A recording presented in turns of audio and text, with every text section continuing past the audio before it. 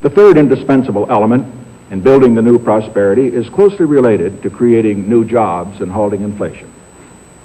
We must protect the position of the American dollar as a pillar of monetary stability around the world. In the past 7 years, there's been an average of one international monetary crisis every year. Now, who gains from these crises? Not the working man, not the investor, not the real producers of wealth. The gainers are the international money speculators. Because they thrive on crises, they help to create them. In recent weeks, the speculators have been waging an all-out war on the American dollar. The strength of a nation's currency is based on the strength of that nation's economy. And the American economy is by far the strongest in the world. Accordingly, I have directed the Secretary of the Treasury to take the action necessary to defend the dollar against the speculators. I have directed Secretary Connally to suspend temporarily the convertibility of the dollar into gold or other reserve assets, except in amounts and conditions determined to be in the interest of monetary stability and in the best interest of the United States. Now, what is this action, which is very technical, what does it mean for you?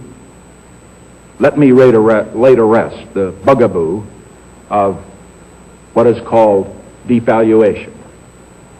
If you want to buy a foreign car or take a trip abroad, market conditions may cause your dollar to buy slightly less. But if you are among the overwhelming majority of Americans who buy American-made products in America, your dollar will be worth just as much tomorrow as it is today. The effect of this action, in other words, will be to stabilize the dollar.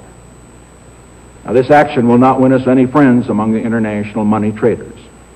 But our primary concern is with the American workers and with fair competition around the world.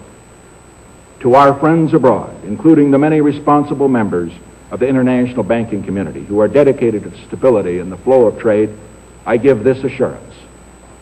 The United States has always been and will continue to be a forward-looking and trustworthy trading partner.